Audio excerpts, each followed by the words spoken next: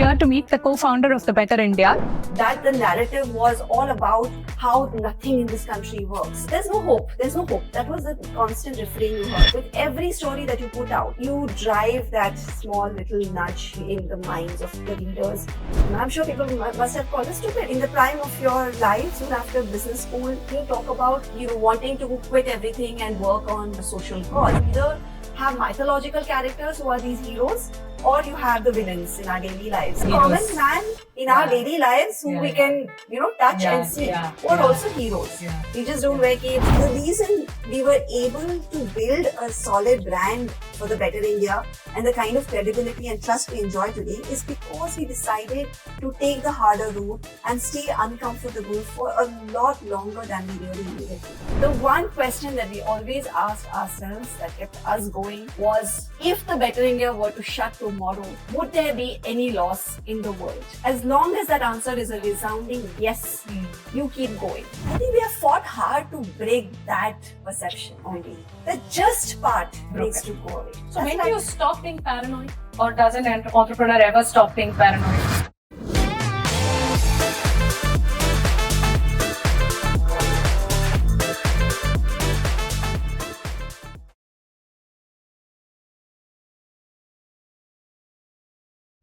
Hi, welcome to the We Women Project.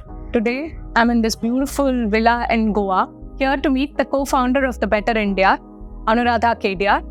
Anu's work has inspired me so much over the years because even when media was filled with negativity, she and her co-founder and spouse, Dimant Parekh, chose to promote positive, impactful stories, built it brick by brick to make it such a large social media platform today.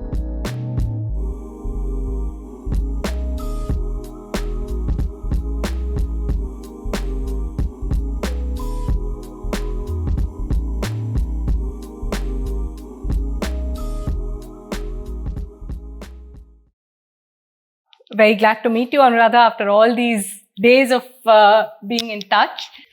Such a pleasure to have you on the show. Thank you so much for taking the time out for us. Thank you so much, first of all, for having me, Vilasini. Great to see you here in Goa after all our interactions. So, when you started right at the inception, what was it that drove you? Was it the feeling that there should be positive news, or was it like, should it be impactful? Like, where do these two worlds or the words meet? Interesting question.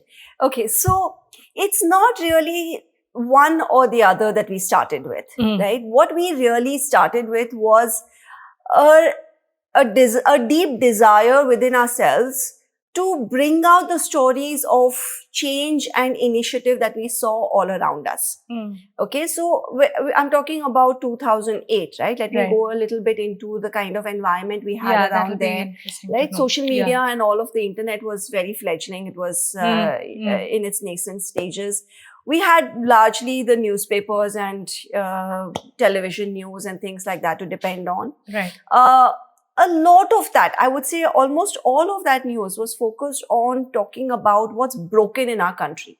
So regularly, every single day, morning, evening, all day long, now with those TV channels, we heard about how we heard about scams and corruption and rape and crime and how our government is not doing its job and how our infrastructure is broken and how, nothing works in this country. And while we admit that most of it is true, right? Of course, all of the problems exist, but it's not just the problems that exist. There are solutions that exist as well. Why doesn't media focus on that? That was the one question that we had.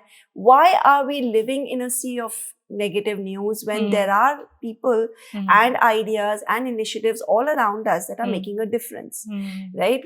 Again, going back to that time, both Dimant and I were involved with NGOs and people around us. We were involved with non-profits, helping out in various ways. So we were volunteering with several different organizations in Bangalore, helping tribals, kids get education and things like that.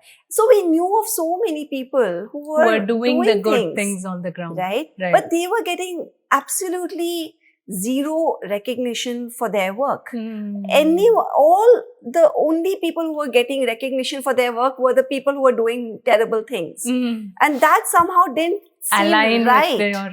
Right? Like, right, why is right. all the spotlight on the broken things or the negative things or the people who are doing terrible things, but none of the spotlight, none of our media focuses on what's working, the solutions that are there, the people who are doing something nice or right. None of that focus was there. So we felt there was this huge skew in the media towards, what's broken. And there was none of the focus on what's really, what's working in our society. And no society, no country of 1.5 billion people can be working, I don't know about thriving, but definitely an existing democracy without a lot of things working for it, right? So we felt that there was a need to document these solutions, these ideas, so that more and more people get to know about what's happening on the ground and can be a part of the change, rather, and the part of the solution, rather than always staying stuck as part of the problem. That's where our entire society was, stuck as part of a problem. And everywhere we saw around us, we were living in an echo chamber of problems. And if you hear the narrative back then, I think the narrative's changed now, but that time I felt very strongly that the narrative was all about how nothing in this country works. There's no point doing very anything. Clearly. Yeah. There's no point doing anything. What can you or I, as a single person, what can we achieve? The whole system's broken. Everything's broken. There's no hope. There's no hope. That was the constant refrain you heard. There was that there is no hope. And the only thing you can do is, either save yourself, you move to, foreign shores. You move to greener pastures, you make your life better, because there's no hope in this country. Right. And we saw a lot of our friends moving abroad. There was a huge brain drain. So that was a very, very regular thing that was happening in our country. Of course, it happens to a large extent even today. But I think that slowly and progressively, the narrative has been shifting to people, now today. Yes, people say there are a lot of things broken, but people also ask, can I do something to change things? Do I only have to complain or can I participate in change? Can I, be a part of the solution? I think this is for me the most important reason why the Better India should exist, because with every story that you put out, you drive that small little nudge, behavioral nudge in the minds of the readers. Today we have over 250 to 300 million readers on our platforms. You drive that in every single person who's reading you. That change is possible, right? So that's where it wasn't really just positivity or impact. It was really the possibility of change. Very nice. Very nice. Yeah. I think I have multiple questions in my mind at this point of time, but okay, I'm going to structure it a bit. And first I will start with, how did you and Dhiman come together? How did you all think of it? You seem to be similar individuals, with a shared purpose. Yeah, so, I agree with that. Yes. I mean, that is surprisingly true. We are very similar in our outlook towards life. I think that's what drew us together. We both met at the Indian School of Business when we were doing our MBA, back in 2006. And I think what drew us together, was a shared sense of purpose. We both grew up in Bangalore. We have maybe, similar backgrounds. We're both engineers. And I feel like we both have this problem solving approach to life. We both feel that, yes, there are problems, but there are solutions. And why don't you, what people say, right? Like what you focus or you give attention to is what grows. So why don't we give more attention to the solutions, to the ideas, to the change makers, and help them grow, right? So that's where we came from, this whole thing. We didn't look at it as, we didn't look at ourselves as media people or media disruptors. We looked at ourselves as problem solvers. Understood. And I think that's the kind of shared...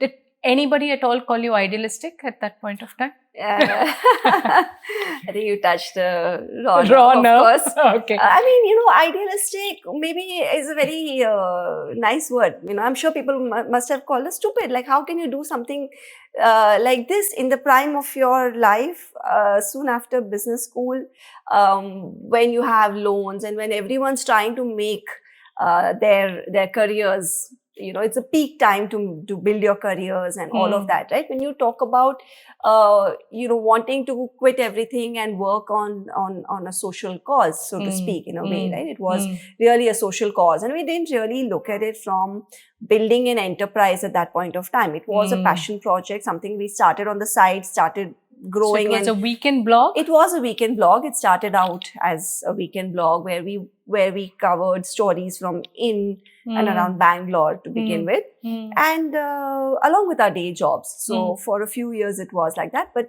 when we decided, like when I decided to quit my job and start working on it full time, and eventually Dhiman too in a few years, it was really something that was that took everyone by surprise, and it was something that people were not, very, very supportive with at the beginning, and it's very understandably so, because everyone thought that this is, these guys have lost their minds or something. Like, how can you do this in your early 30s, to quit your, well-paying jobs after your MBA and then to start working in a sector where there's absolutely no certainty, and clearly, I mean, no money, nothing, no prospects as such. So that amazes me, actually. That just amazes me, because, from the pedigree that you come from, to have chosen this, to have stayed the course through years that it wouldn't have been easy. Today we're celebrating a lot about it, but those initial years, can you talk to me about that? Sure. So, I think there. So you all got campus placed? You took your campus placements? I actually did not, because my campus placement needed me to move to Australia, and I decided not to move. Okay. And and Dhimant had taken a job in Hyderabad, but he had to move to Bangalore. So actually, both of us couldn't take our campus placements. We came back to Bangalore and started afresh. Okay. But having said that, I think the initial journey, I think, for any entrepreneur is riddled with, uncertainties, and a lot of, like, of course, ups and downs are a part of the journey. But I think we decided to make our life much harder by going down a route which was completely unheard of, right? It was a complete greenfield project. Like, nobody has taken up, in a sense, media for change and made it a career and things like that. Like, it is really so difficult to even, like, we didn't even have a revenue model or anything when we started. We were just passionate about telling these stories. And there was, nobody was really paying you for doing that, right? Neither the blog, platform Community or social media. Nobody pays you for telling these stories, right? And how long did it go like this? It went, like, we were bootstrapped like this for about 7 years. 7 years? Yes. Okay. Yes. But the good thing is, so Dhiman kept his day job while I started working on this full time. So that's how we kind of kept the light on. I know. And the good thing is that a lot of people who came on board at that time to work with us, even they came on board for the passion of it. Okay. So that is another, like, I would say another positive, like, we saw positive all around us. When you start doing something positive, it's like as though the universe conspires to make it happen, right? It was almost like that. So we built a contribution engine of over almost 500 contributors from across the country, who were sharing with us stories of change without expecting anything much in return. Wow. So they just came on board because they loved the idea, they loved the platform. They also felt, okay, these are the stories that need to be told. And, why is our traditional media not doing it? There were many journalists who came to us with their stories and saying, we came across this lovely initiative, or this person who's making a difference, but our newspapers or TV channels and all don't want to cover it. I can give you the story so that your readers come to know about it. So a lot of such, incoming requests came in. So we really never had to even go out and ask people to write for us. It was people from all walks of life, from, and a lot of like grassroots, journalists, innovators, people working in the development sector. A lot of people reached out to us and started sharing stories of what they saw on the ground. And that's the reason why, we were able to sustain it with minimum investment for a period of time before we actually started looking out for formal investment. Yes. And revenue and all of those things. Yes. Which was your first story? Do you remember it? First story that went on a blog? So, and what compelled you to write it? So we were, like I said, Dimant and I were both volunteering with, non-profits, working in different sectors. And I think the first story I would have covered was the organization that I was working with. It was called VGKK, Vivekananda Girijana Kalyan Kendra. It is based in Bangalore, but it works in the BR Hills near Mysore. Works for the development of the tribals there. So the founder was a very, very inspiring, person who had dedicated his entire life to the cause. He'd not even married. He just went there as a doctor in his early years, and he just loved felt so deeply about making a difference to their lives. He just settled down there and he started working with them. And he dedicated his entire life. So I was just amazed and touched. And that's really where it started hitting, or making me question as to why such people don't get the limelight. Like, these are the stories our progeny needs to hear. These are the stories our friends and family need to hear about India and the Indians that matter, right? So that's I'm sure one of the first stories that I had covered. And what was the response like, Anu? So the response is what I think really blew us away, right? So when we covered the stories, we felt like first we were covering it for ourselves. I think it was a project where we felt like, if nobody else, at least we have documented these stories of change, like, how change is done. For us, the important parameter was how. The who was important, the why was important, but what was really, we felt, what we are leaving behind as a legacy is the how. Because the who and, everything passes like on. Ozymandias, right? That passes on. But how is what remains for future generations to learn from. So that's what we felt like we wanted to cover, in that depth. We wanted to have objective reporting of the how. How did that person go about? How did change happen? How did, lives on the ground, transform and things like that. So that part we started reporting, and I think the response was just phenomenal in terms of people wanting to know more such stories, because they were like, I think it was so novel and something that nobody had really come across in many such stories, right? You either have mythological characters who are these heroes, or you have the villains in our daily lives, right? So I think what was missing was everyday heroes, the common man in our daily lives who we can, touch and see, who are also heroes. They just don't wear capes. They are just hidden among all of us. But what I think all of us didn't realize is that there are heroes among all of us. Right. They walk and talk just like us. They are common people like us. And I think that's the biggest, that's the biggest myth that needs to be broken, or, the perception that needs to change was the fact that, like, for the longest time, for as long as I remember, we always held this notion that change begins after a certain point in your life.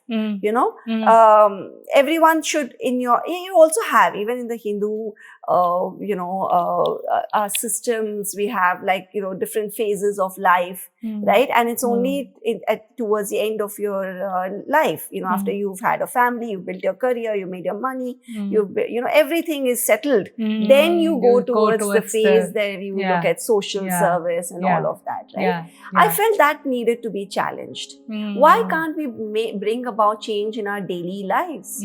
What is stopping us from contributing a few hours every week on some cause that is close to us, right? Do we really need to wait till we are retired, till our children are married and settled, and till we have amassed a fortune and everything's very hunky-dory and everything's comfortable when we can go in? Now we should maybe look at the lesser privileged or anything else, right? So that's the norm we wanted to challenge. That it's people like us, like you and me, who are bringing about change in their daily lives. So why can't we? And that's the reason we've always wanted to focus on the common man, the common man and woman, the common person like us, the common citizen.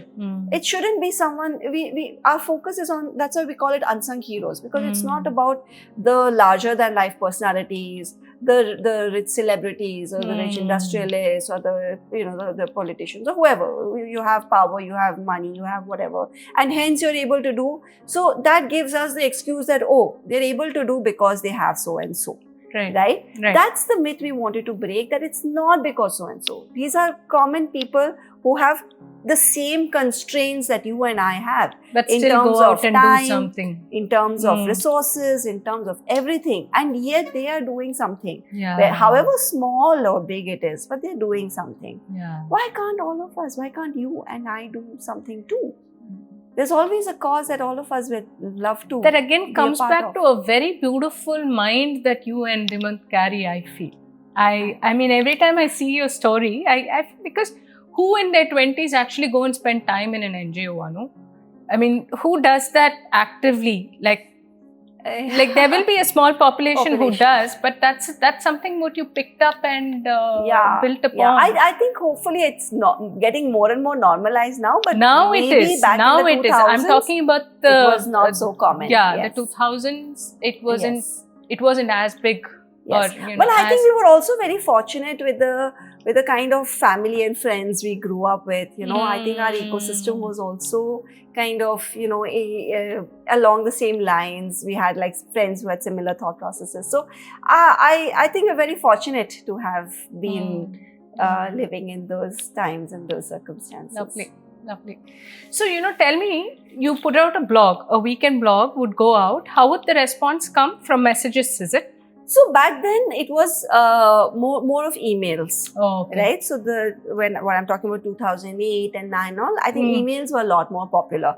Okay, so we would get a lot of mails started coming in. We would respond. People wanted to connect with those people, so to know. Besides just complimenting us on the stories and all, people wanted to connect with those people. So and find out how they could support those initiatives. Understood. They wanted to volunteer, they wanted to donate to causes. So that kind of impact started happening. So what started out for us as more of a documenting and, kind of spotlighting kind of a project really grew into a massive impact movement slowly, because people really didn't just passively consume the stories, but wanted to actively participate in them. Understand. Again, interesting.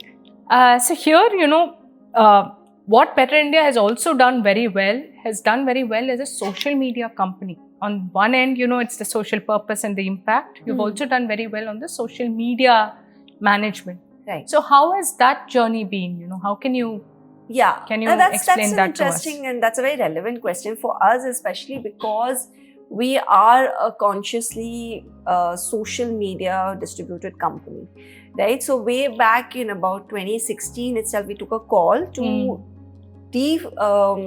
centralize our content distribution.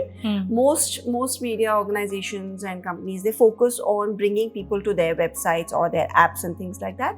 For us, we took a decision back then that we want these stories to go as far as possible. Understand. So our metric was not about how many people are coming to our website or building an app and getting people onto that app. Those are great metrics, but we felt they were vanity metrics. For us, what mattered was what impact are we creating. And for that to happen, we wanted the stories to go further and further to where people were consuming their content in the first place. I want to stop you there. Yeah. I want to ask you, what were the metrics that you were driving for the impact? So for us, the impact really mattered around, how many people were reaching out to the protagonist, what kind of impact the protagonist saw. So, in terms of, did they get a lot of donations? Did they get a lot of, funding and things like that? Like different protagonists or different stories have different outcomes. So we would ensure that we follow up and check what kind of outcomes were happening for those stories. Okay. And then also in terms of the kind of, so it's for us, it's multifold, right? So it's like a 3-pronged approach to impact. Okay. The first part is what happens to the protagonist after the story. The protagonist, initiative, whatever it is, you replace it with X over there, but that is the entity that needs to grow, that is covered, that is in focus, and that we want to ensure that we are helping scale up in some way or the other. The second aspect of the impact is what kind of impact we're having on our readers. Right? So how are we bringing about behavioral change? How are we ensuring that the readers are feeling motivated, inspired to do something, to kind of, participate in the transformation that's happening? So there will be a CTA? There'll be a call to action? Yes. There is almost always a call to action. Okay. Yes. And the third part was around, a larger scale, like policy, advocacy, kind of a change also, where we see a lot of our stories moving the scale in terms of judgments in different courts, from Supreme Court to lower courts, playing an active role in the administration. So a lot of IAS officers and the administration follows us and shares our stories and quotes these stories in different, whether it's verdicts or policy level discussions and things like that. So how are we impacting the governance and policy advocacy also of the nation? Understood. Yes. Understood. So now I'm going to pick your brain a bit on, when Better India was growing, right, in those early years. Can you tell us some of the milestones, like milestones across, say, sustenance milestones, growth milestones, choices that you have to make? Right. So, I don't know what milestones, but yes, we did have a lot of choices we had to make, right? So in terms of growth, like I said, one of the major choices we had to make, we made early on was, where did we want our content to be seen? A lot of platforms back then were going behind paywalls and things like that, right? Because it was essential from a sustenance point of view also. But what is a paywall? So sorry, that means that somebody has to pay to read the story, to access the content. Okay. Right? So you see a lot of New York Times. A lot of them have gone behind a paywall. Or maybe they make 1 or 2 stories free and after that you have to pay. So we did consider that, but we felt that what mattered to us was that these stories go far and wide. What really matters was they go as far as possible. So putting a paywall just kind of completely defeats the purpose. I can write a story about a great initiative, but if I put it behind a paywall and only 10 people or 100 people access it, how much impact is that going to create from every angle that I spoke about, right? 100 minds will be impacted. That person or, the entity will get a paltry kind of impact. So it really doesn't serve any purpose at all. It just kind of completely defeats the very reason for the Better India's existence. So we did take a conscious decision to not charge for our content, to make it freely available to everyone. We made a conscious decision to to change the language to be very mass. And so we saw a lot of platforms with highbrow journalism. We were also, we also made conscious choices to kind of make it more accessible to people. So use simpler languages, phrases in our content, so that it's really readable for to a lot more audience, lot larger audience. Because we saw that the larger, the more elite kind of, you're talking to an echo chamber. But at the end of the day, what are you achieving? Unless you're taking this content to the masses, you're taking these stories to the people who matter, to whom it will make a difference. I mean, you're not achieving anything, right? So we didn't want to be in an echo chamber where, we're patting each other's back and we are feeling very happy about the kind of language, Shakespearean language we were using. But at the end of the day, we are not achieving any purpose. That was another one. In terms of growth in languages also, we decided to You have a Better India Hindi, right? Yes, we have not just Hindi, we have Gujarati, Marathi, and Bangla. Okay. So 3 more regional languages were added as we went along. So this was about four years ago, and it's been, so for us the guiding factor was always, how can we maximize the impact of our stories? Understood. Of our work. I'm going to break this down further. Yeah. I'm going to ask you, year 1, what were the set of decisions that you had to make? Year 1 or year 1 to 3? 1 to 3 maybe, because it was very early days. Right? It was a blog that was just growing. So it was, like I said, weekend stories we were putting up and things like that. So the kind of decisions we made was, one, we started it on Blogspot back then, and then we moved to WordPress in a few years. Which was maybe a better platform. We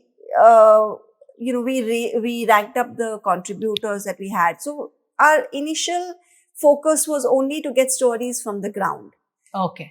So that was number 1. So that was number 1. A good platform. Yes. Identify a good platform and maximize the number of inputs that you were getting, stories that you were getting. Yes. If we move to the next milestone. The next phase was to start hiring an in-house team, right? So we hired one person, and we ramped up the number of stories. So initially we were doing about 1 or 2 stories a week.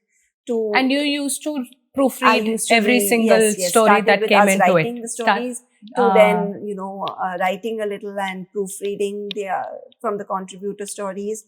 To then moving on to hiring our own, we started with one writer, and then, a smaller team of writers. So ramping up the content, right? The number of stories, because we also started getting so many requests with, what we could cover, what, things like that, people reaching out to us and saying what they are seeing, what they have come across. So we needed a team to fact check, to be able to cover, to be able to interview and do all of those things, right? Right. On ground and otherwise.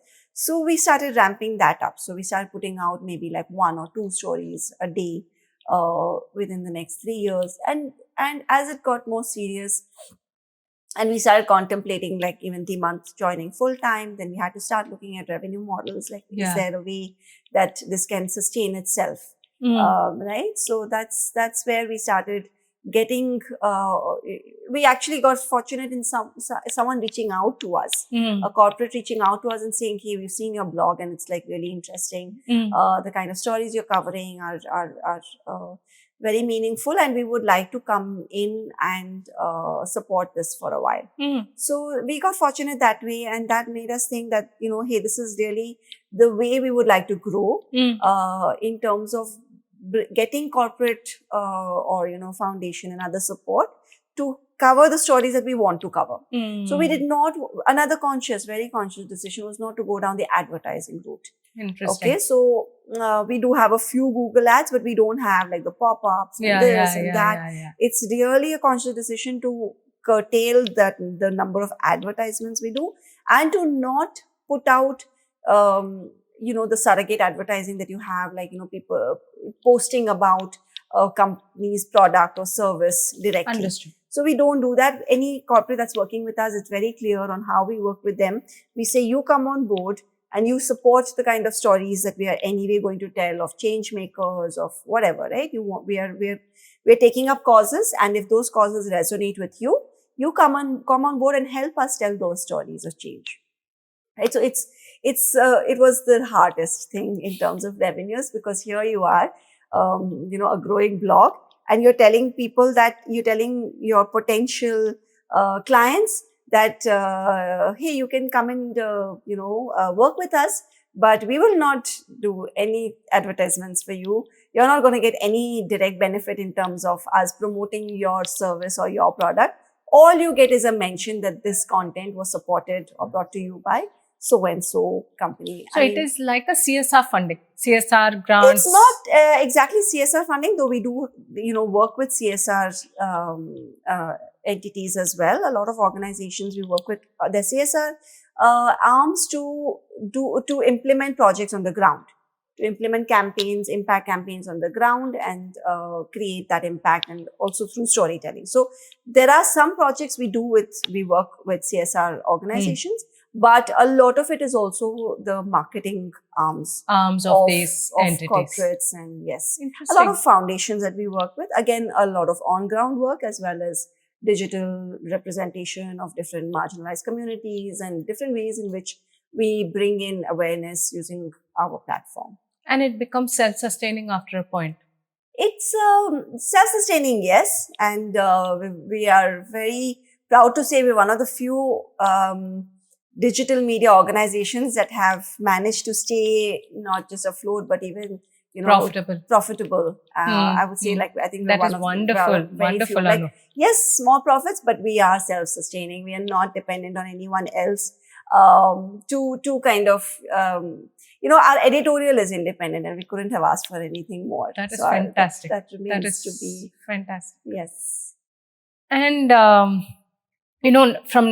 from a startup lens, I'm going to talk to you about 3-4 things from a startup lens. One is, how does today, if I want to start up something which goes against the popular grain, like what you were doing is completely against the popular grain that we spoke about. Right. What does the founder have to look into for conviction that, this is something that will work? Yeah, I think we have so many lessons from our own journey. But I think the first thing, any founder or any person needs to know who wants to start a social enterprise or any kind of an idea which goes against the grain. The first thing to do is to understand if there is a real problem, to identify a real problem. Because you can have the best idea and the best this thing, but if there is no need for it as such, then it's just in your own head. So the first thing to do is to identify a real problem and to test that hypothesis on the ground. Like, we started small, we started with a blog, the feedback is what really helped it grow. If it wasn't for that, yes, we would have maybe done it for some time, but it wouldn't have been a venture. It would have remained our side project probably for quite a while. But for you to think about doing something seriously, I think it's very important to first test if there is a real problem, a real need for your idea, for your solution, to test it with the target community. And the second thing I would say is to stay uncomfortable for as long, or actually longer than is necessary. Go deeper into that, Anu. Yeah, because the reason for that is that such projects which are not conventional are the ones which need all that more conviction. And staying uncomfortable longer than necessary is what is needed to build that extra conviction. Yeah, that's a tough one, no? It is a tough one. No, because we get so passionate with our idea that even if it's not going to fly, we stay with it. Yes. So it's a very slippery slope sometimes, I think. Yeah. So the thing is that the minute you start becoming comfortable, you start taking shortcuts, right? And it starts looking easy to you, which is the slippery slope that you should really, really avoid. Okay. Because the minute things start looking easy to you, you don't know where it's going to suddenly come to an end.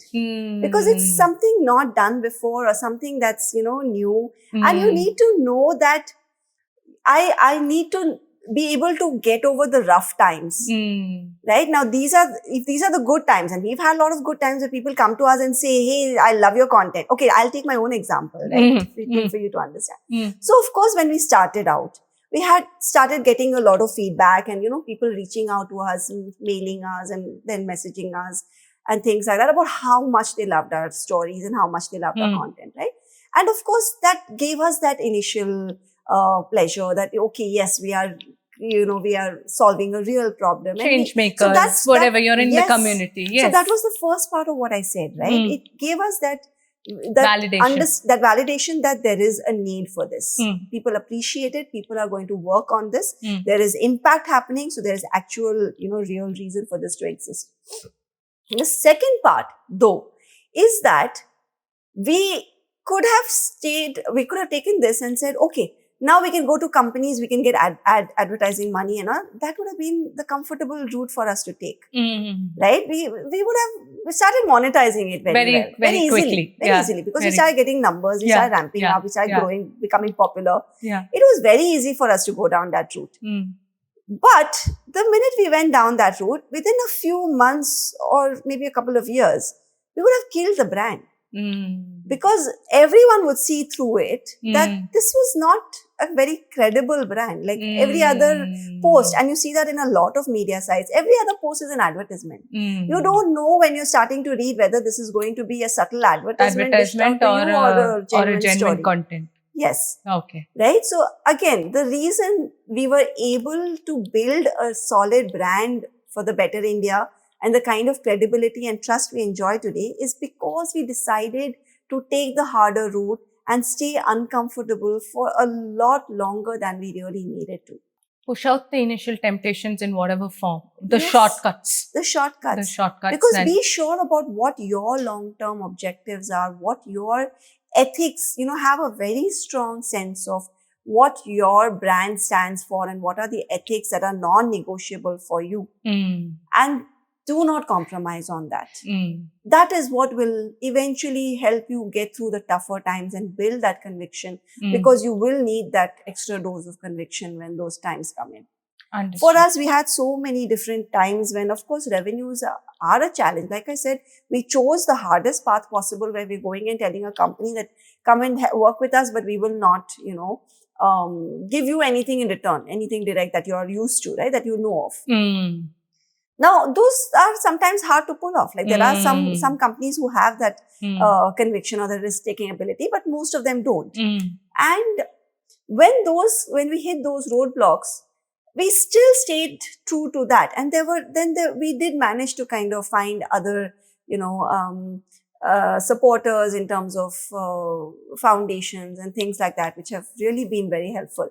But at that time, if we had given in, today we would not enjoy the kind of brand value that we have, where corporates come to us and say, hey, we want the Better India kind of content. If they tell us that we don't want we don't want you to talk about our story, our product. We don't want that. We really want the Better India content so that we can actually come in and support it. Come in and support it in a big way. Okay, understood.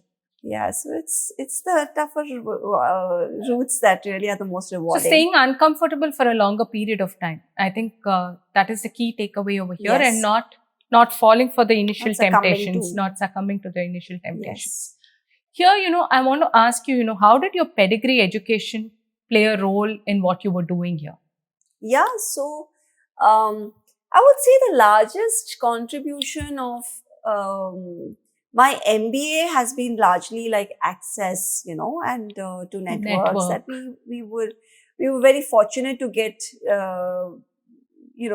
to be around people who've gone on in their own ways to build out several interesting startups, VC funds and things like that. So I think what really matters is the cross-pollination of ideas that you're able to come across in institutions like this. Even our engineering days, I think what really mattered was the fact that, you were surrounded by problem solvers, right? So I think that builds that muscle in you, that you look at problems and you feel that yes, I can solve it. There has to be a solution, right? So I think the kind of educational choices you make really lead to the kind of person you become. And a large part of it has to do with, I think, your peer groups and the kind of, people idea you are exchange with, an idea that you exchange have. that happens. Yes.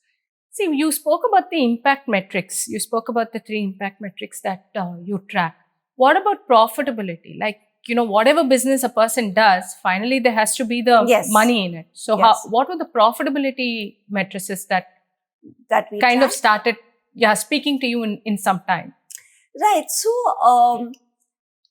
profitability is not a very large part. Yes, we are able to. So of course, the operations team and all are able to kind of, make sure that we are managing within the kind of budgets we have. But the other metrics that really matter to us, one was around our reach and engagement, both in terms of the website and our social media presence.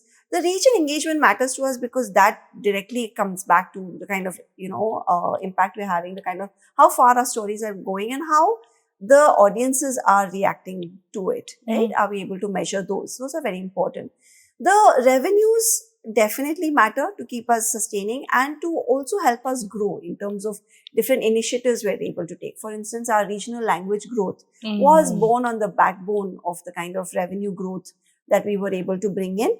Also through a lot of other initiatives that we took up along the If you can break it for a dummy, what is revenue in this space? In this particular space where we are talking purely about our media revenues, they are, like I said, we have brands to come in and help support certain content. For instance, if we were to do a content series and a brand was to come and support it, like we're doing, for example, we're doing a series, hypothetically a series on road safety, and an auto brand comes in to support it. Right? Understood. So we are not doing a product promotion for them, but they are coming on board with the Better India to support a cause that also matters to them, that speaks to their audience. So we find a common ground with the corporates or with the foundations, with different entities, where the causes we support, we want to talk about, and the causes that they also believe in or want to support align. Kind of align. Yes. And make sense. Align and yes. Okay. So we can create meaningful content. Okay. It's a win-win for everyone, especially our audience. Okay. It's a win for the brand. The brand is able to give its name to something that matters. It's a win for us because we anyway want to tell these stories, and now we have some support to enable to do that. And the audience wins because they're getting content that is meaningful and inspiring and what matters. So. My next question is, how is it to be a co-founder with your spouse? Okay. Where do you draw your boundaries? How do the personal dynamics, professional dynamics work? Right. So, I think with Dhimant, it's been like a phenomenal journey because the fundamental aspect is that we both see eye to eye on most aspects, right? So, the way we look at the world, our worldview is very similar. Our outlook is very similar. We both look at this from, what purpose does this give us, and how are we able to solve for the problems that exist? So I think this whole lens, the whole problem solving and purpose driven life lens, is something that we both have kind of always aligned with, and that helps us. I think, tackle any small issues that might crop up. Because the larger vision is very similar, I would say, very. But in terms of, I think, working, we've also been fortunate to have very complementary skill sets. So he's more focused on the tech and sales part. I'm more focused on the content, ops, human resources part. So I think we've been able to also bifurcate our work from the beginning very easily, and I think work closely on all aspects on how to really. I think what really helps is also when you have something that's larger than you, right? When you have a purpose that's larger than you, everything else starts feeling small. Right? So I think no other issues really feel as large as, hey, this, does it really matter? Does this matter or does that matter? So I think that's also really helped us always stay on. What are breakfast conversations like? Okay. So breakfast conversation a lot of times for us are around, hey, did you hear about that? Did you read that story? Did you come across that? Did you hear about that? It just, I think, blows our mind every single time we hear about the kind of amazing work that people are doing. When we come across them, when we meet them, it just blows our mind. So I think a lot of times our conversations are really around, oh, did you see that? Or how can we help them? Do you think? Next opportunity. Yeah. How do you think we can help them? Or, what do you think? What more can we do with them? Can we as an entity, support them and things like that? So I think a lot of it is around. So interesting. Before I move out of the startup thing, bootstrapped or funding? What do you recommend and for how long? I think that's a very interesting question, but it doesn't have a one size fits all kind of an answer. It's really dependent from, startup to startup. So let's look at it only from the lens of, doing something completely contrarian. Yeah. Like, if you're following the line with one existing product and you're doing something else, then there is a path. Yeah. When you're doing contrarian, and staying uncomfortable, how long should you keep it yours? When should you start bringing in the others? Yeah. So especially when you're doing something contrarian, it's really important for you to have a proof of concept before you go out and start talking to maybe external funding, because it's very hard to, you don't have a lot of risk capital out there. Like, let's admit it, even today, there's not a lot of risk capital. Most VCs or, anyone, even impact funds for that matter, anyone wants to invest in something that's proven, that's safe. That's safe. That's proven, that exists. Most of the conversations we used to have was around, who else has done this? Is there an existing model in the US? Things like that. Like, can you give us parallels of how they have monetized it and things like that. So I think it's essential for anyone who's starting out in doing something that's unproven or contrarian, to really be able to have a certain, like I said, building that conviction is so important, right? Not just for yourself, but for the other person also. It's only fair that you kind of take it to a certain traction point and then start having conversations. So going bootstrap for a certain amount of time is not a bad idea before you start having those conversations to make it all that much easier. But having a plan B, having one stable income, run this as a pilot, run this as a pivot, and keep it going till it... when did it start becoming meaningful for you? Which year? Like if it started in 2008, which year would it have been? I would say 2007. I think that's so amazing. Okay. The idea itself was, I think, we started with meaning because we felt this was what we wanted to do. This was lovely, Anu. Okay. So now moving into the social media part of it, part of your business, right? If you were to start today, which platform would you start on? Today, of course, the social media, the environment has moved a lot from where we started. We started as a blog, then we were first on Facebook because that was the growing platform at that time. Then, of course, there was YouTube and Instagram and Twitter was big for us at one point and still stays relevant. So, today it would probably... we are on a lot of platforms that matter today. I mean, are growing in importance. You're actually we're pan platform. Pan platform now. But if you had to choose, if you had to start today, like where would you start? Which platform would you choose? Vilasini, the platforms all cater to different demographies. And for us, our content is universal. So hence, we make our lives difficult by being on all platforms and equally giving importance to each and every platform. Do you tweak content for a platform? Yes. To the specific audiences of that particular... content is very platform specific. native. Yes. Okay. Yes. Okay. So understood. We do.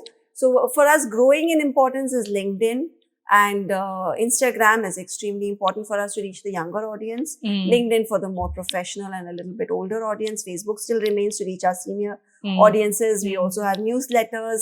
We have, of course, our website content, YouTube. We're building it out as a platform. So each and every one of them remain important, including we have a presence on Snapchat too for the youngest audiences. So it is important for us to reach each and every age group, demography, social group, everything. Understood. Yeah. So you're saying at this point of time, you need to be platform agnostic, but just be sure you understand the demogs of that particular platform and you cater your content. We do. Suitable so to that some platforms content. we focus on, it's video first. Our regional content, for instance, is only audio visual. We have done away with the text format because we felt that is what is more relevant for that audience. More focused on Facebook and Instagram. So it is very, very conscious decisions on each platform, what works, each language, what works. We create the persona of our audience and make sure that we are catering to that audience in the language, in the kind of narrative that they are comfortable with. How do these decisions come about? Like, there are inputs that comes from the team or absolutely absolutely Okay. It's very democratic that way. I mean, we wouldn't be able to, and we would not take any decisions without having the inputs and definitely the buy-in from our team.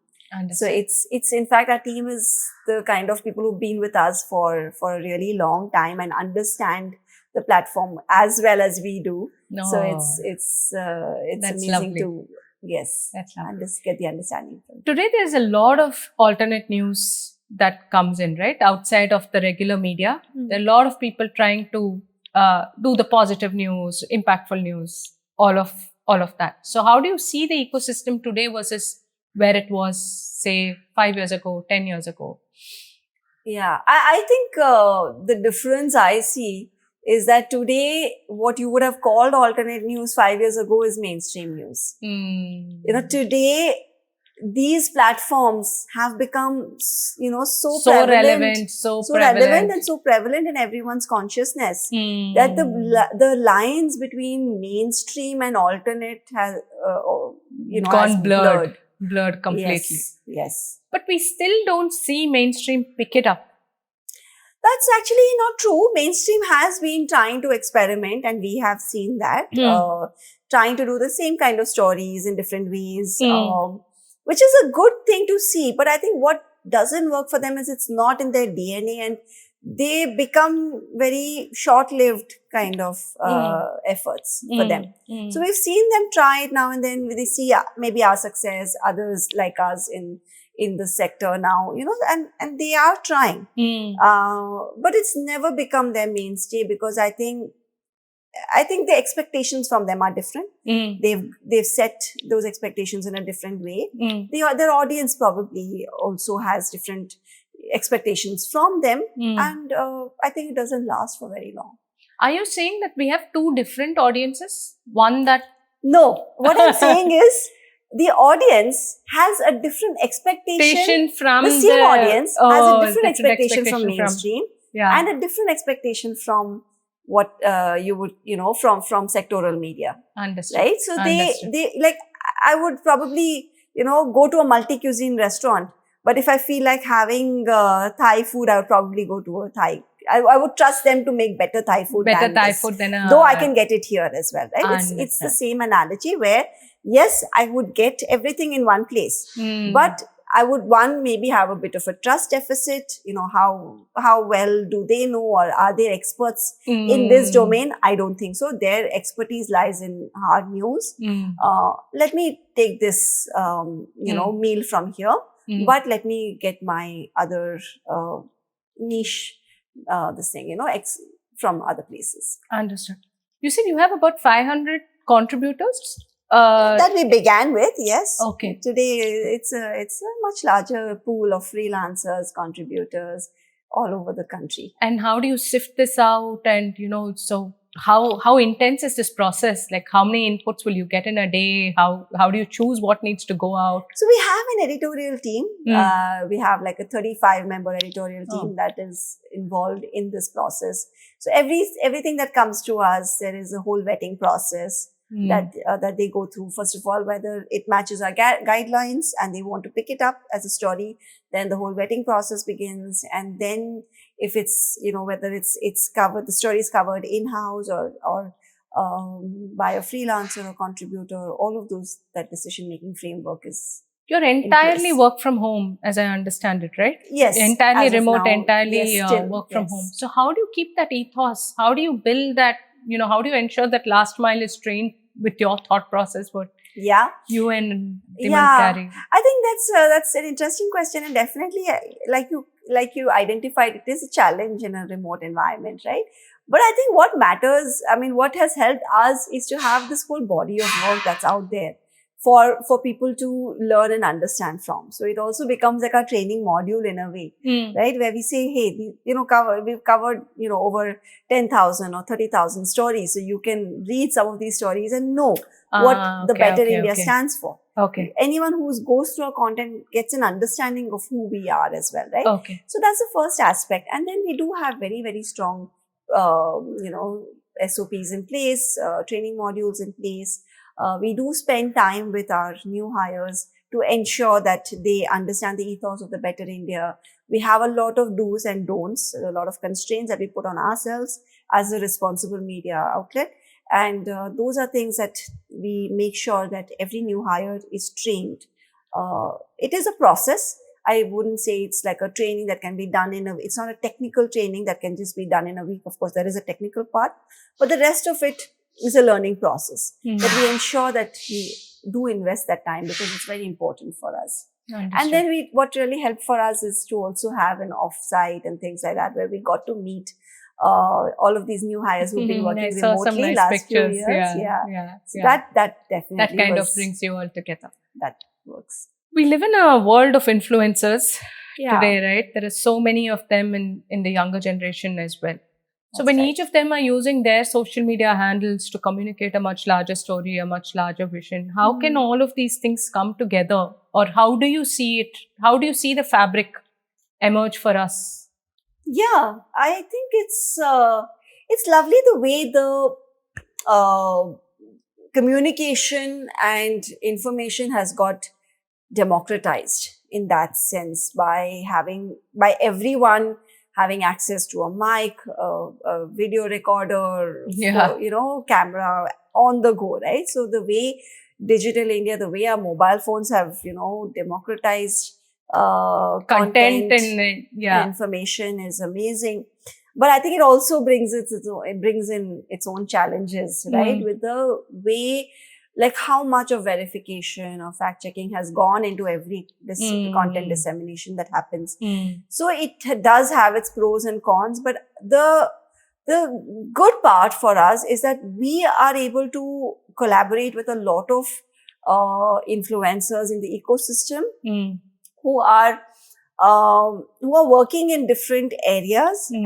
By areas, I don't just mean geographically, but sectorally. So we work with somebody in, say, for instance, Northeast India, working with, say the rhinos of Kaziranga, or, in rural Maharashtra, helping schools develop, government schools get better infrastructure or things like that. So we have identified a lot of influencers and vetted them, and we work with them in different ways to ensure that we are able to scale up their work, to bring them the necessary resources in terms of funding, in terms of recognition, in terms of, taking their content. They are creating content on the ground. And that's very hyper-local content, and it reaches a very hyper-local audience.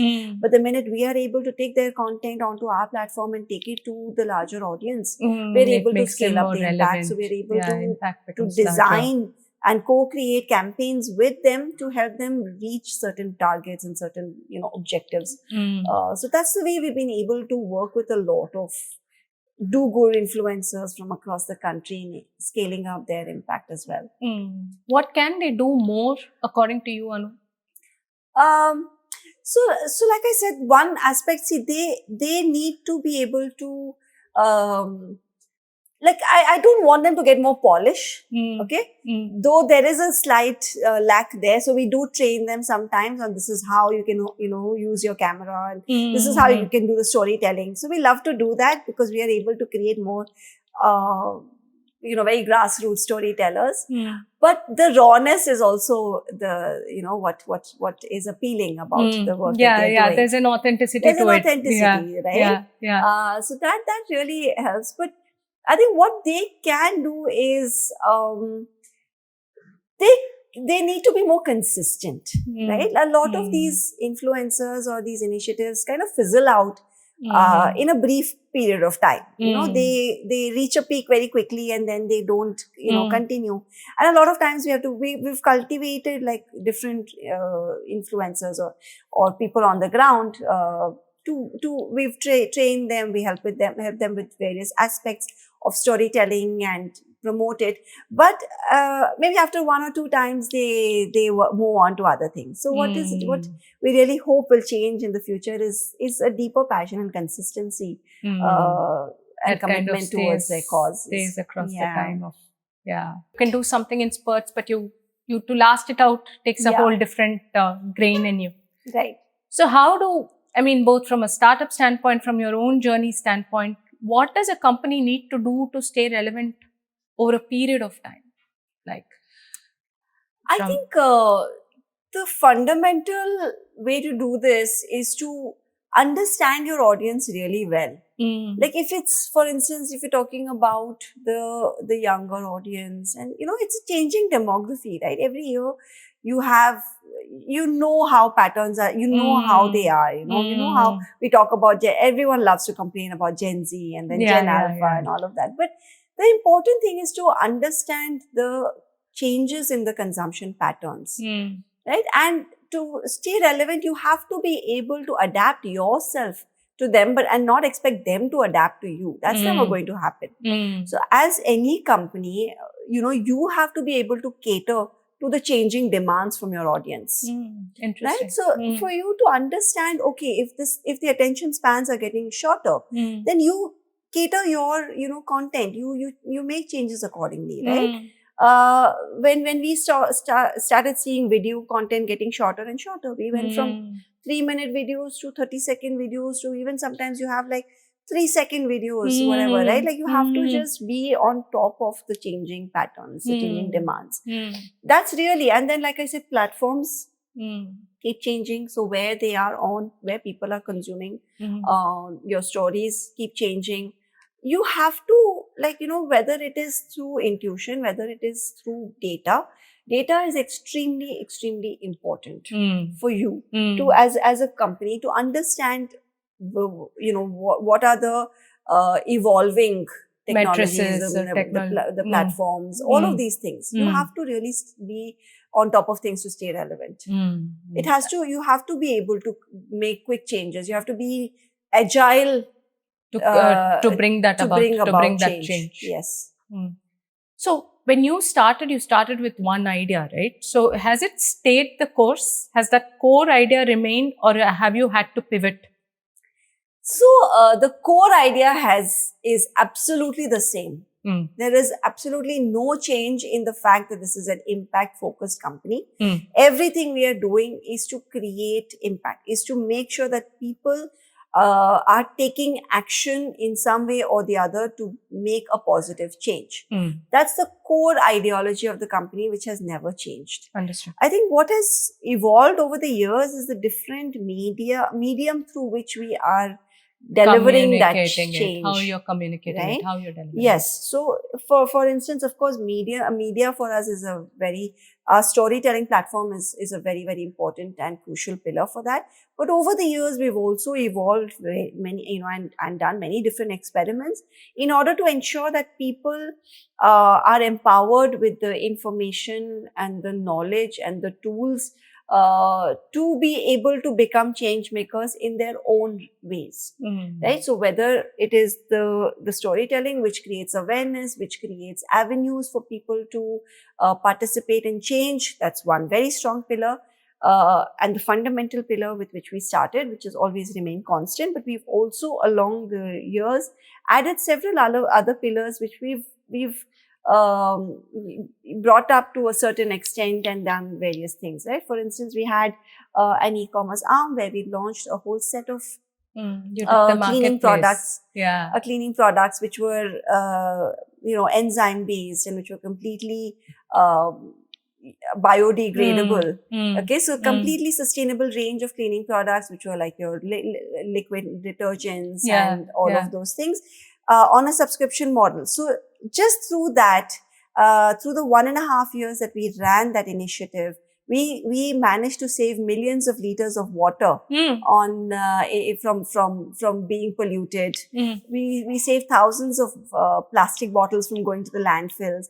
All of that, we were able to actually just see that change happen in front of us. Understood. And be able to inform people and make people aware about the changes that they can make in their buying patterns, where they can shift to more sustainable and earth-friendly products. Understood. Right, which are available in the market. So that we continue to do even today. But with the better home that we created, we had actually diversified it to to a different entity when it started growing. So it was a successful experiment in the sense that it really grew very fast during COVID times. We had launched it, and it just brought, and it helped us monetize the Better India further. So there have been so many different experiments which we have done along the years, which have helped us to monetize the strong pillar of the Better India once again, and grow. So the core home theme remains, yes, and then you layer it with new experiments, new pivots. Yes. And then how do you identify which one to scale, which one to divest, which one to shut shop? Yeah, so I think that's the audience feedback that we see, right? For us, the most important thing is what is the purpose of this? Is it achieving its objectives, right? So we set targets, we set objectives and see, is this meeting the objectives of our growth, our impact? All of those things are equally important, the metrics that we set. And then ensure that, okay, if this is, and do we have the capability to run this, right? Are we the best people in the business to run this? So the Better Home grew very fast, very quickly. It had, thousands of subscribers in a very short time. But the question we asked ourselves is, are we the best team to grow this further? Or is there somebody else who can actually take this? Because it had reached a stage where it would have been best served if it could have gone on offline to supermarkets and things like that, because the growth potential was there as well. So we felt that we were not. So you sold it? Yes, we sold it. We divested it to another entity. And we remonetized the Better India through that. Right? So that helped us grow more languages on the Better India and things like that. Understood. So there are different ways in which we look at revenue and growth. One is, of course, the growth of the media revenue itself. But there are so many other, tech and other kind of experiments that we do, which help us remonetize the Better India, including a lot of innovations on the AI front. We have built a lot of tools. What are you doing on in-house. AI now? We built a lot of tools in-house today that they are helping our own, team members to find stories, to be able to tell better stories, all of that. But also we're building outward facing tools which will help people scan through all of the stories of the Better India and find answers that they need. So like a solutions directory in a way, which will help people find solutions that they are looking for to the problems that they have. So if you need to know how to do rainwater harvesting in your house, or if you need to find, so you'll have community help in a particular location, in a micro. Or you want to donate to certain NGOs in a certain area, or whatever it is. Everyday help will be available using our AI tools. So there are so many different ways in which, you can use technology to really sit and leverage what we've already built, the huge knowledge repository that's already existing through the Better India's, over 30,000 stories, and do so much on it, on top of it. What gives you sleepless nights, Anu? so much content is out there today, and who's verifying it? I feel it makes a lot of other work become irrelevant when there's so much content being flooded onto our networks without proper, fact checking or verification. And that is scary. I mean, tomorrow, you don't want to be in a stage where you are getting access to all of this content and you don't know, like, how do you really know the good from the bad? Grain? The good from the bad. Yeah. It is a scary thought. What have been the existential moments in this journey for you? So there were times, right, Vilasini, when you feel that, okay, this is tough, that is tough, everything, it's so why am I doing this? Yeah, why am I doing this? It's nobody, the media veterans are telling us that this cannot work. This is not going to scale. This is obviously not going to work. Otherwise, we would have done it, right? Our families are telling us, what is wrong with you? Who does this in their prime, right? Like you can work now and do this, do conventional work now. It's so hard to, obviously to pay salaries. You have to ensure that there are revenues, and we are taking on the responsibility of people. We have to ensure that we are able to sustain our efforts. Fundraising is clearly very challenging because no VC understands what this is all. So the moments, everything comes together and you really wonder if you are so foolish that you're the only one who has conviction in this, right? Is there something wrong with your conviction if nobody else sees it? But then I think the most important thing you ask yourselves at such times is, does it even matter? And every time we used to have this debate or, doubt in our head, the one question that we always asked ourselves that kept us going was, if the Better India were to shut tomorrow, would there be any loss in the world? Is there something that the Better India does that nobody else does? And that answer, as long as that answer is a resounding yes, you keep going. The day it's not a yes or becomes a maybe,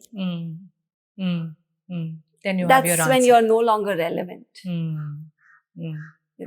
So true. So true. And I think that answers any impact question as well. Absolutely. On its own. Absolutely. Yeah. At the same time, if you can't pay your bills or if you can't pay your salaries, that's any entrepreneur's nightmare. Right? So that's the existential crisis you'll always face if you are not able to scale up revenues. And hence, it was very crucial for us to have a strong revenue focus from day one in terms of scaling up media revenues, in terms of diversifying our revenue channels, and hence all of the different experiments that we've always been doing in terms of e-commerce, in terms of, we had EdTech, we've had, we've had a whole lot of different experiments that all the time that has to be So there. parallelly, you keep doing it. So That's when do right. you stop being paranoid? Or does an entrepreneur ever stop being paranoid? I don't think an entrepreneur can ever stop being paranoid. I mean, it has to be inbuilt. If you start being paranoid, you become complacent, and that's the end of your journey. Yeah, that's quite brilliant. Because the other very interesting thing I found in your website was ambition was one of the core purpose of existence for Better India, right? So ambition in social enterprise in a contrarian grain, like, can you just kind of draw the links for me? Yeah. And how does your audacious goals or how does your audacious mindset help in this process? Correct. I mean, I think ambition is needed in any sphere of life. Absolutely. More so in social enterprise, I would say, because I'm a strong believer in that. Yeah. And more so in social enterprise because you are doing something that's so needed in society. If you don't set high goals for yourself, you're not doing justice to the effort you're putting in, right? Ambition is also about the fruits of your efforts. I mean, ensure that whatever you're doing, has multifold returns, right? I mean, for us, for instance, like we reach out to 300 million people today through our different channels. So I want to reach out to at least 500 million this year.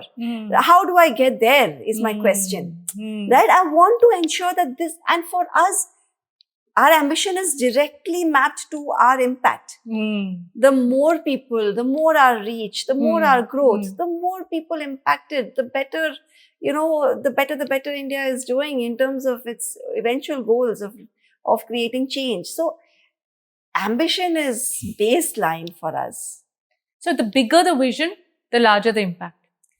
Absolutely. The bigger the vision, the better your outreach, the effort. Yeah, the better your roadmap, make sure, I think that's very important. Vision is one aspect. But I mean, everyone has a vision, and you go to any company website, you see a vision. But what is your roadmap? How are you getting there? I think, how are you getting there? That is even more important than the vision, I would say. I mean, setting audacious goals is important. But so is, or even more important is how you will get there. How you will get there. So you have a micro plan year after year. Yes. That you will absolutely that you will work absolutely. On. Otherwise, there is a sense of directionlessness, right? Absolutely. Like you can't inspire and motivate a team also unless you have clear goals and clear roadmaps or clear paths to get there. Absolutely. Fascinating.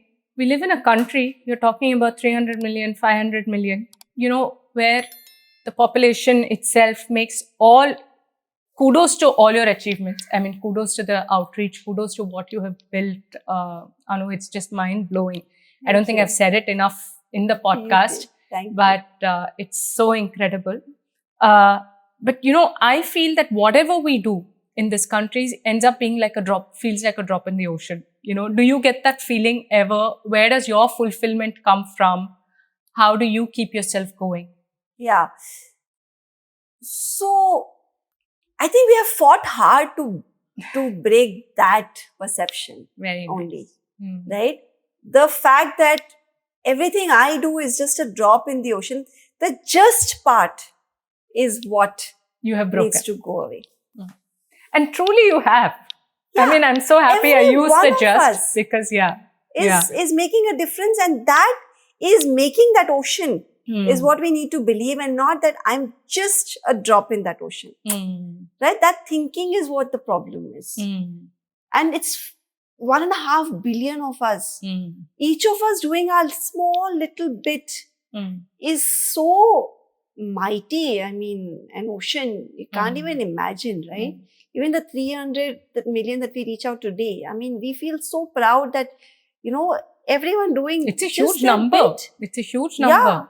Yeah. Even just sharing a story shows that you have connected, you feel that it's relevant, you want to do something. The smallest little thing is even sharing a story, because you're propagating it further. You are creating impact in some way, because that story will eventually reach a lot of people who will do more direct impact. But you have also done your bit. But every drop in the ocean counts. Yeah. And I think that's the whole premise, right? You and Dhiman didn't believe that it was just. Yeah. You believed that it was every story was important to be shared. Yes. Important to be heard and important to be shared. Yes, absolutely. Very nice. Very nice.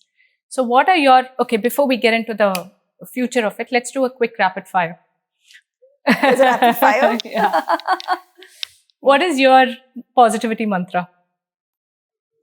Do something. Okay. Your favorite book? To Kill a Mockingbird. Favorite food? Dal chawal. You had to think. I was thinking about all of them and coming to comfort food is dal chawal. Okay. Favorite holiday destination? The beaches like Pondicherry and Goa. That's brought you to Goa. Yes. Yeah. And favorite movie? Okay, sorry, it's not so rapid. You'll have to edit out a lot. It's fine. So these things always flummox me, because I'm always like...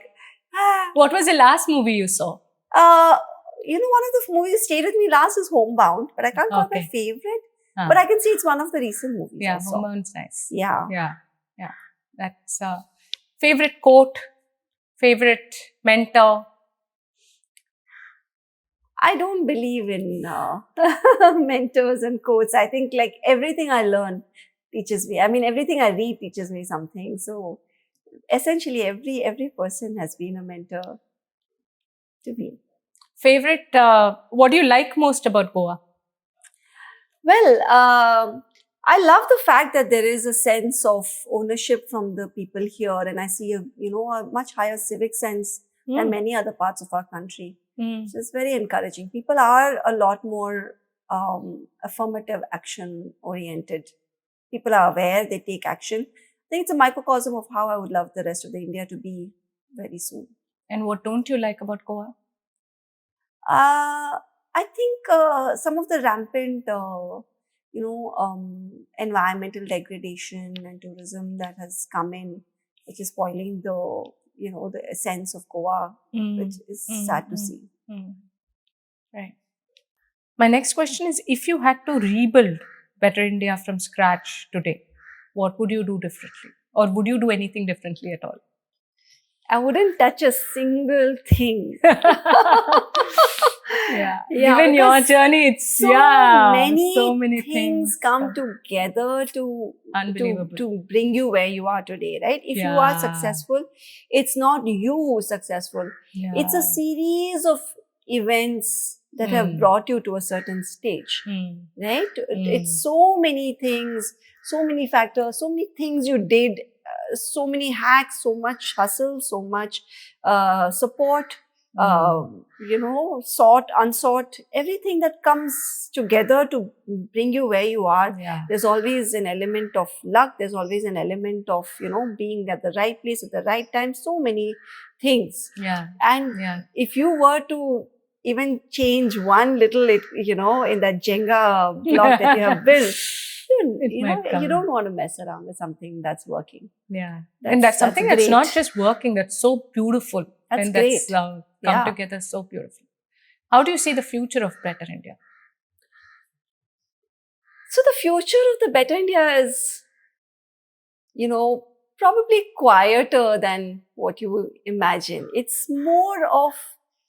it's going deeper into the work that we have built. We've built a massive amount of, like a huge foundation, right? For us now, it is time to build things on top of that really leverage that foundation in more meaningful ways. For instance, we see ourselves playing a more important role in policy and advocacy, in citizen participation and citizen journalism and movements, going deeper into different community projects and uplifting identifying marginalized communities, playing a more important role in climate change discussions and advocacy around our nation. So there are so many different causes that we identify and we decide to go deeper into them, bringing together the private sector, public sector, the non-profit sector, all of these. So we become the conduit through which we are able to affect long-term and large-scale impact. Because we have built the kind of credibility that we have built, and we have the foundation of the huge amount of work that we have done. And is your Better India conclave the perfect start point? I mean, you're moving in that direction with the meet that you just had. Yeah, absolutely. And, it brings all of it together. We were able to bring all of it together, and that's what gives us a lot of confidence that this is something totally aligned with what we can do and achieve in the future. It just gets bigger and better from here. So I think for the first time, you had all your change makers come onto a physical forum, right? That's right. At the Better India Showcase. The Better India Showcase. Yes. How was that? I mean, how was it to put face to name to so many people? Oh my God, it was such goosebump moments, It was. How did you envisage it? How did that come together?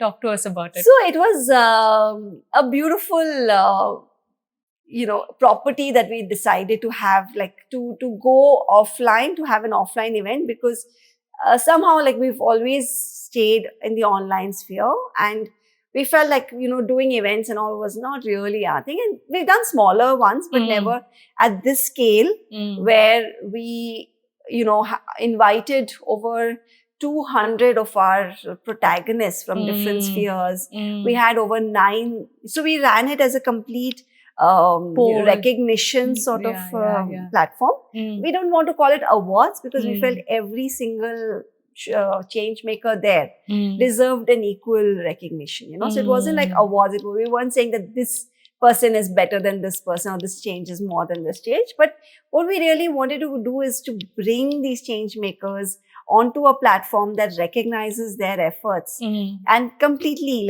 puts a spotlight on these inspiring men and women. So it was just amazing. We had jury members from all sectors participating in this selection process. We had 9 areas of work like healthcare, education. We also had an influencer category for the people who are using the power of social media to do good. So there was such a diversity of the change makers, but to have them all come to one room and for us to be able to celebrate the work that they are doing was just incredible. Phenomenal. We had the CEO of Niti Aayog there as our speaker. We had tons of people from, say, Gates Foundation to, so all the different foundations, corporate entities, some of the government entities which work on development. So many different people were there, and it was just incredible to have. So it must have been such a culmination moment, almost, right? Like so many things coming together, and of your 2-decade journey. Absolutely, almost 2 decades, but it's just been phenomenal to see everybody. And I wouldn't say it's a culmination because it was the beginning. Absolutely, culmination of a lot of effort and the beginning of something new. Yes. This is going to be something that it's a heady moment that you want to experience again and again. So it's going to be the first of many.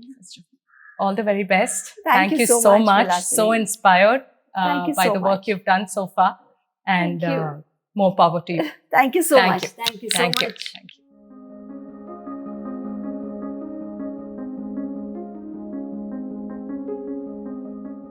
Thank you so much for listening to yet another wonderful episode from VWP.